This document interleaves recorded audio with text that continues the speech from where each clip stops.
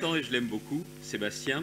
C'est la raison pour laquelle il ne m'en veut pas que l'an dernier, Saint-Quentin Basketball a fini devant Chalon-sur-Saône, bien évidemment, et que cette année, c'est pour l'instant la même chose. Bon, très, très sérieusement, si je suis ici, c'est parce que, très clairement, il n'y a aucun dossier d'implantation majeur. Aucun. Il n'y a aucun projet de restructuration réussi qui n'aurait pu voir le jour dans les Hauts-de-France s'il n'y avait pas un vrai partenariat entre la région des Hauts-de-France et les intercommunalités. Aucun. Si on n'avait pas été aligné à chaque fois, zéro. C'est la raison pour laquelle, vous le savez, et ça ne tient pas seulement aux circonstances de mon élection la première fois, il n'y a pas de politique politicienne entre nous. C'est qu'à chaque fois, c'est un peu comme la définition de l'amour, on ne se regarde pas les yeux dans les yeux, mais on regarde dans la même direction. On regarde dans la même direction. Et c'est la raison pour laquelle je suis là et que je suis très heureux de signer ce pacte qui, à la fois, vient bien confirmer les choses, mais trace aussi toute une démarche pour la suite et pour l'avenir. Bon, c'est pas parce que j'ai été président d'intercommunalité, mais je sais pertinemment, je connais mes classiques, c'est que les deux niveaux de responsabilité qui ont encore une compétence économique, c'est la région, bien évidemment, la loi de 2015, qui pour une fois clarifie les choses, et ce sont les EPCI. Vous pourrez me dire que les communes ont bien évidemment la clause de compétence générale. Non, la réalité, c'est simple, on est en tandem, les EPCI et le Conseil régional, et surtout dans les Hauts-de-France, c'est vraiment la même logique. Je vous prends des exemples. On parle beaucoup des gigafactories. La première de ces gigafactories a cessé avec un grand chef d'entreprise, un grand capitaine d'industrie qui est Carlos Tavares, qui est toujours à se dire, bon, si les politiques étaient au rythme de l'entreprise, ce serait mieux. Il a pu voir qu'en 15 jours, nous étions totalement alignés, la région des Hauts-de-France et les intercommunalités. Et j'aurais pas eu les intercommunalités, j'étais pas capable de mettre sur la table aussitôt 121 millions d'euros. Et ça a été le début de l'aventure des gigafactories. On n'est pas aligné la région avec les intercommunalités, notamment celle de Christian Poiret, on n'a jamais Envision à Douai. Jamais. Et de la même façon sur Vercors, on n'est pas aligné avec la CUD, la communauté urbaine de Dunkerque. Non, il n'y a jamais l'implantation de Vercors, parce que là aussi, ce sont des moyens importants qu'on a mis sur la table, et on les a mis ensemble. Et on n'a pas mis des mois à réfléchir pour savoir si on allait se mettre d'accord. Non, ça a été le cas tout de suite. C'est ça la clé du succès. C'est la clé du succès, comme ça sera aussi la clé du succès encore, parce que nous n'allons pas nous arrêter à 3 gigafactories, aujourd'hui elles sont déjà plus nombreuses, et que d'autre part, je n'ai pas vocation à oublier le moindre endroit du territoire régional, et que maintenant nous allons proposer une nouvelle feuille de route. Je le dis également avec les conseillers régionaux, la conseillère régionale qui est ici présente, il y a aussi Hakim qui est là, pour vous dire que maintenant, c'est sur l'enjeu de l'économie circulaire que je vois bien tout le potentiel de création d'emplois. Ce ne sera pas des usines à 1500 emplois, d'accord, mais effectivement, nombre d'unités sur l'ensemble du territoire régional pour qu'il n'y ait aucune zone blanche non couverte par le développement économique, c'est aussi l'un des aspects. Sans oublier, bien évidemment, un certain nombre d'autres sujets liés à la transformation. Je pense à la transformation touristique, parce que vous êtes dans une région, Monsieur le Président Martin, qui va complètement changer son image dans les années qui viennent et qui va attirer encore plus de création de valeur également en matière touristique. Mais je vais m'arrêter là pour ne pas aller trop loin dans la transformation et ne pas trop loin dans l'exposé de la transformation et pour oublier le reste. Donc, aucun projet de création n'aurait vu le jour si on ne bossait pas ensemble. Aucun projet de restructuration non plus. Je me tourne vers Olivier. Bridgestone a semblé être un coup de tonnerre. Ça y est, c'est fini, quasiment 1000 emplois. C'est vraiment le ciel qui leur tombe sur la tête. Et puis, bien évidemment, des salariés qui étaient avec l'image que quand il y a des restructurations comme ça, on ne retrouve jamais de boulot et que le site devient une friche. Eh bien non. Au moment où nous vous parlons, parce que ça a été des efforts conjoints, et on a aussi, il faut dire les choses très clairement, fait un bras de fer, alors avec ma méthode, pas toujours la plus convenable, je le sais bien, je ne traverse pas forcément dans les clous. Au moment où on parle, sur les salariés de Bridgestone, il n'y en a que 21 qui n'ont pas encore aujourd'hui repris une activité. Je ne rentrerai pas dans les raisons pour lesquelles, mais toujours est-il que c'est là. Et vous le disiez aussi, monsieur, je ne crois pas que vous soyez aujourd'hui installé dans une friche industrielle. Il y a de l'activité. Ce n'est pas forcément une ruche, mais il y a une sacrée belle activité. Ce qui montre que la revitalisation économique, ça marche, et que le reclassement, ça fonctionne également. Pourquoi? Parce qu'on a bossé ensemble, parce qu'on a travaillé ensemble. Alors aujourd'hui, on a d'autres défis devant nous, qui est de continuer à faire venir des entreprises, et je reste mort de faim en matière de création d'emplois et d'activité. On a beau nous dire que maintenant, sur les gigafactories, on sera à 20 000 emplois directs. je sais qu'il y a les emplois indirects, eh bien, on reste sur n'importe quel projet, que ce soit 5 salariés, 50, 500 ou 5000, à nous battre sur toutes les balles et à chaque fois ensemble. Jérémy Parcy qui est là, qui pour les affaires économiques à la région est bien souvent votre interlocuteur, on continue en permanence. Je ne suis pas fatigué et je ne suis pas repu en matière de création d'emplois et de création d'activités.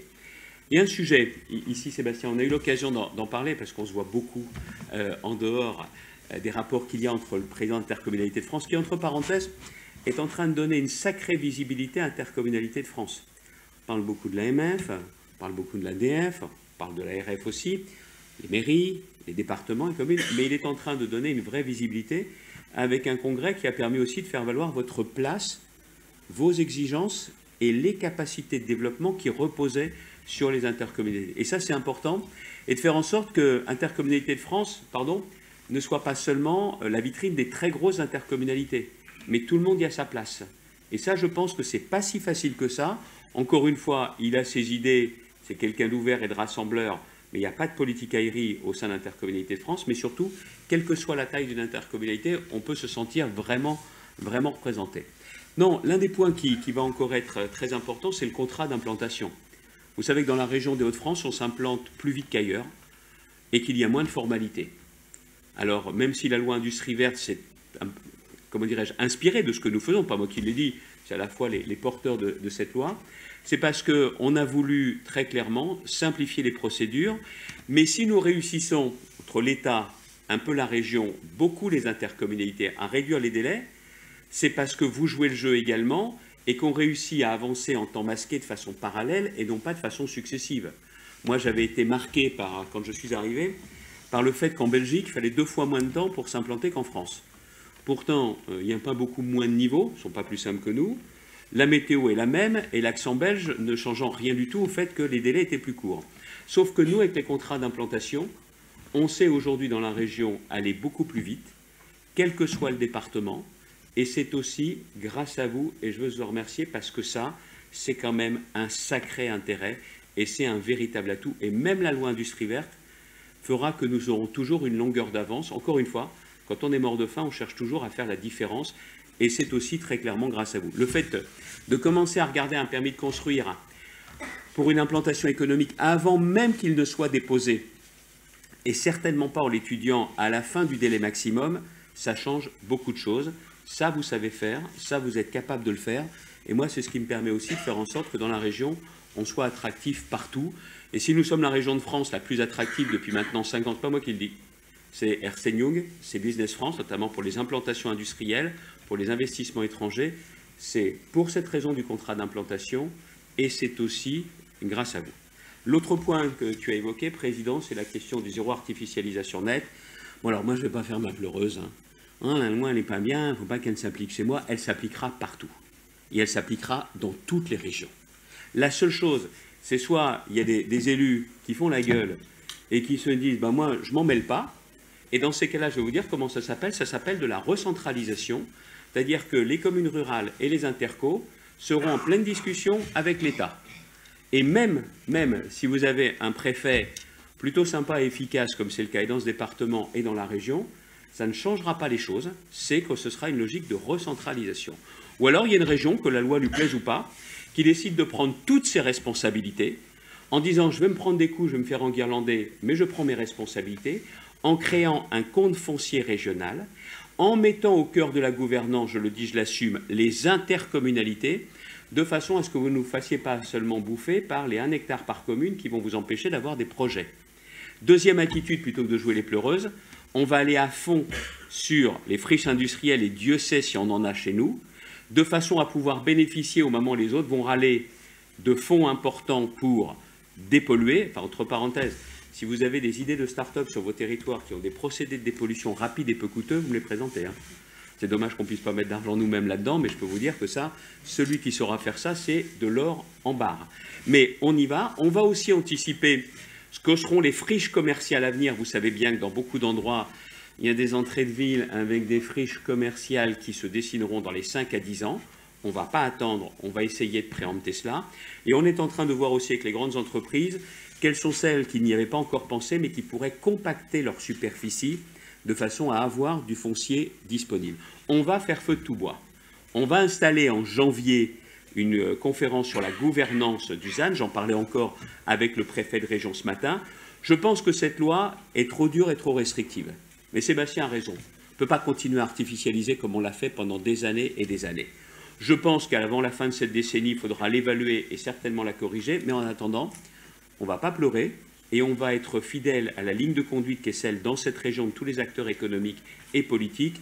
On prend nos responsabilités, on prend des initiatives de façon à ce que les Hauts-de-France et vos territoires puissent continuer à être terriblement attractifs. Voilà comment nous allons travailler. Donc je vous l'ai dit, contrat d'implantation, le ZAN. Donc vous l'avez compris, si je signe cette convention, ce n'est pas pour dire ici on fait du bon boulot, non. C'est qu'on a besoin, dans les temps que nous connaissons, de prendre de nouvelles initiatives. C'est vrai sur la formation. C'est vrai aussi sur les aides à l'investissement. Moi, je ne peux pas intervenir sur le foncier, vous pouvez le faire. À chaque fois, on trouve des solutions intelligentes. À chaque fois.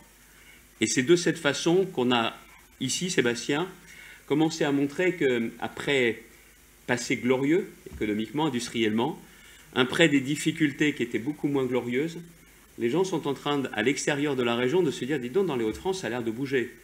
Les EPR, 8 000 emplois directs, que ce soit le canal Seine-Nord-Europe, 6 000 emplois pendant la construction, 15 000 emplois directs ensuite, plus les gigafactories. Très clairement, les gens sont en train de se dire, à l'extérieur, c'est une région qu'il faut regarder. Il nous reste à transformer l'essai pour que ceux qui habitent sur vos territoires puissent se dire et dire à leurs enfants, il y a clairement de l'avenir dans cette région. Alors on aura d'autres sujets devant nous encore.